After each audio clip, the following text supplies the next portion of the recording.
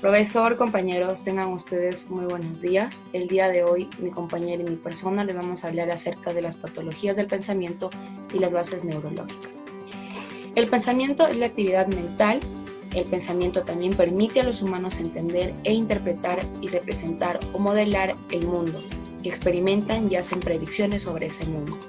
Por lo tanto, es útil para un organismo con necesidades, objetivos y deseos, ya que hace planes o intenta alcanzarlos. Las patologías del pensamiento se asocian típicamente con algunos trastornos psiquiátricos determinados, por lo que es necesario analizar la totalidad de la clínica del paciente, así como su historia clínica, antes de dar un diagnóstico determinado de los tipos de trastornos. Las patologías del pensamiento se han dividido en 3 grupos.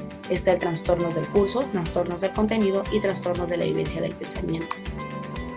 ¿Qué es el pensamiento? Es la actividad mental o intelectual que involucra la conciencia subjetiva de un individuo. Puede referirse al acto de pensar o a las ideas o arreglos de ideas resultantes. Conceptos similares que incluyen la cognición, sensibilidad, conciencia e imaginación.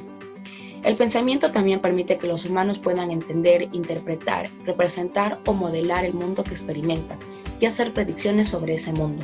Por lo tanto, es útil para el organismo con necesidades, objetivos y deseos, ya que hace planes o intenta alcanzarlos.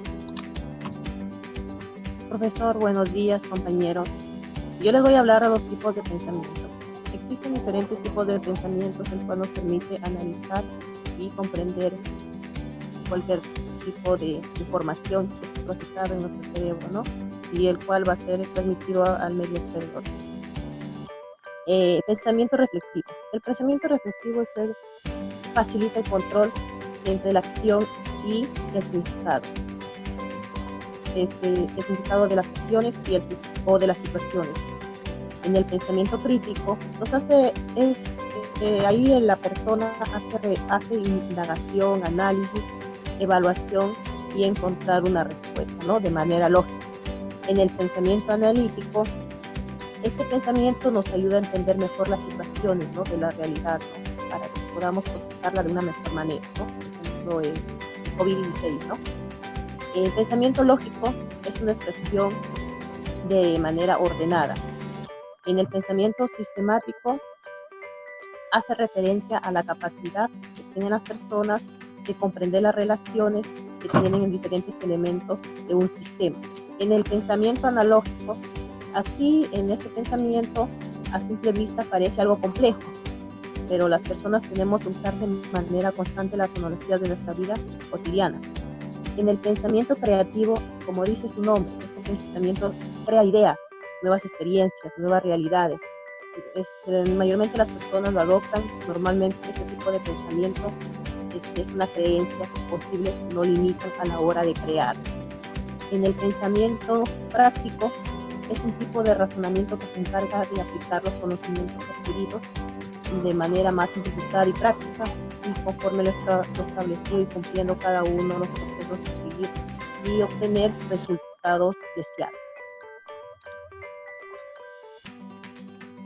¿Qué parte del encéfalo se encarga del pensamiento?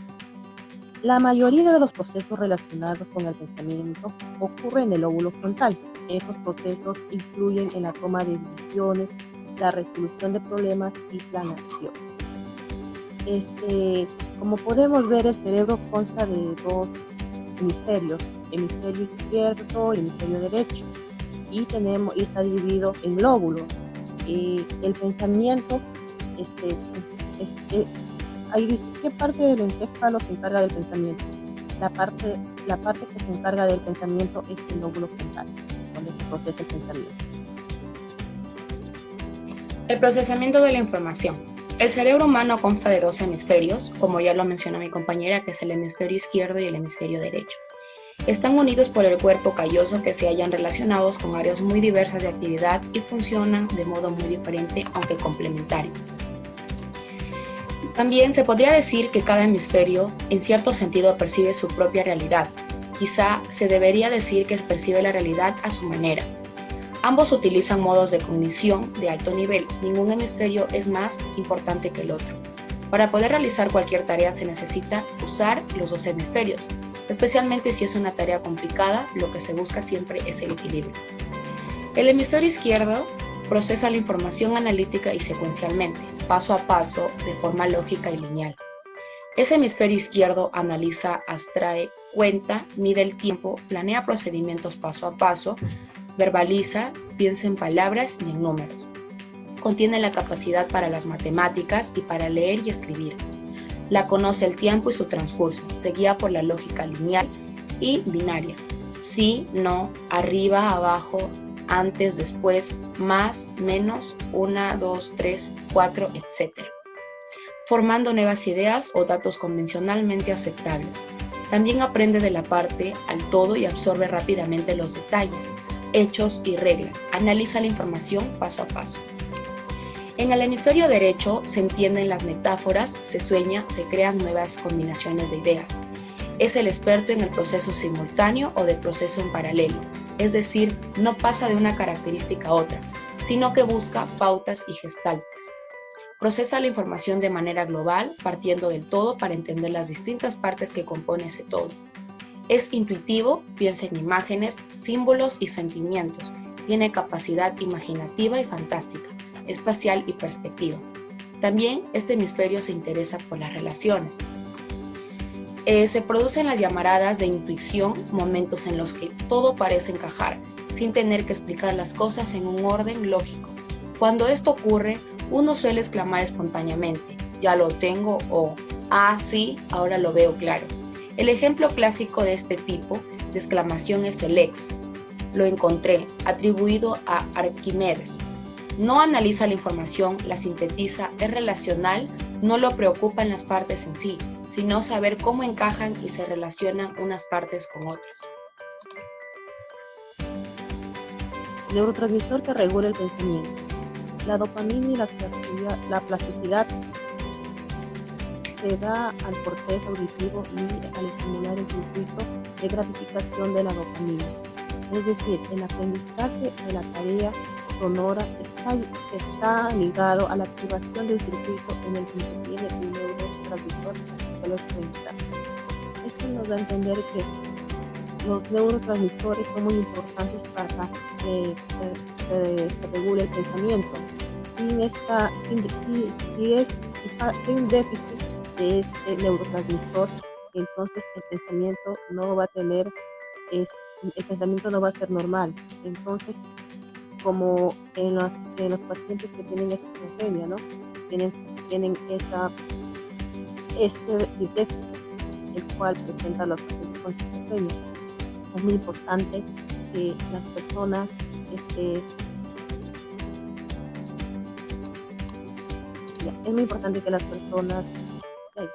por ejemplo, como las patologías de esquizofrenia.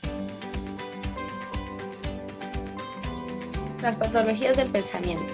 Se han dividido en trastornos del curso y trastornos del contenido del pensamiento. Como bien algunos autores como Pérez, Retuerto y Coles en el 2007 añaden un tercer grupo, que es el trastorno de la vivencia del pensamiento.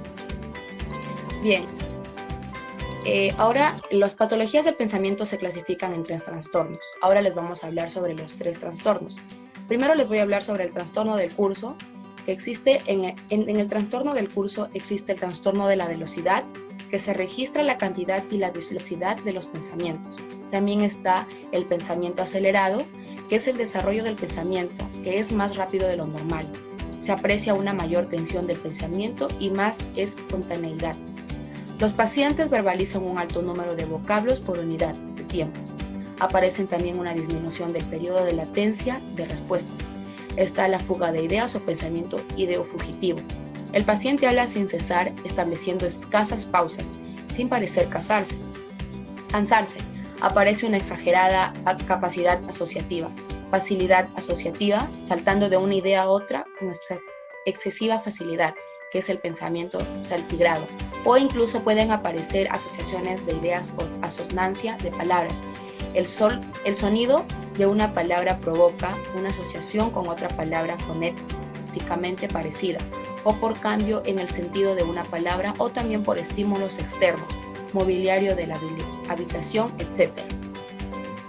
El pensamiento inhibido. El paciente habla poco y da la impresión de que le cueste pensar. existe un aumento en el periodo de latencia de una respuesta y un retraso o dificultad en la asociación de ideas. Sin embargo, no tiene por qué existir insimplismo argumental. También está el bloqueo del pensamiento, que el paciente puede referir incapacidad para recordar lo que estaba diciendo o lo que quería decir. Ahora les vamos a hablar sobre el trastorno de la forma. El pensamiento circunstancial es el que el paciente incorpora detalles excesivos, innecesarios, irrelevantes, con múltiples incisos y comentarios aclaratorios y con evidentes dificultades para llegar a la idea final. Aunque si se le deja hablar lo suficiente, sí que llega a alcanzarlas, a diferencia de lo que ocurre en el pensamiento tangencia. El pensamiento distraído es cuando el paciente se para en medio de una frase o idea y cambia el tema en respuestas a estímulos inmediatos. El pensamiento tangencial, el paciente responde de una forma oblicua a aquello que se le pregunta. En él se pierde el hilo de la conversación. Hay una falta de relación entre la pregunta y la respuesta dada. El pensamiento perseverante es cuando el paciente tiende a permanecer fijado a unas cuantas ideas que se reiteran con imposibilidad de establecer con un curso fluido. Se detienen de forma continuada en los mismos conceptos y da respuestas persistentes a pesar de que puedan aparecer nuevas preguntas o estímulos. El pensamiento de desviación es cuando el paciente se desliza de un tema a otro, es decir, contesta entre palabras y sílabas. Incoherencia es una alteración de construcción de frases como es una alteración en la construcción de frases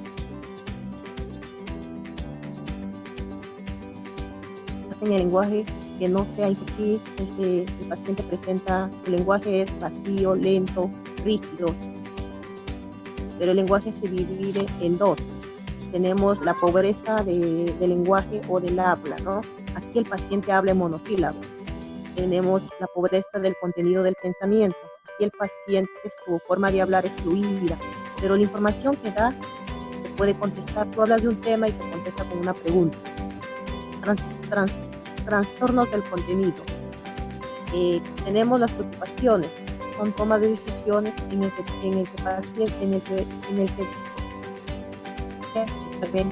un lenguaje espontáneo, ideas fijas.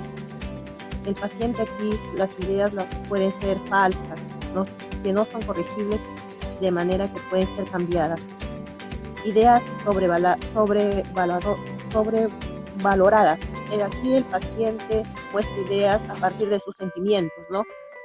Se orienta con decir ideas, estas suelen ser psicológicamente comprensibles, ¿no? Como temas del honor, a la afirmación social, etc. Ideas obsesivas. Aquí sus ideas del paciente son pensamientos, imágenes o impulsos repetitivos, deseados e irracionales. Ideas fóbicas.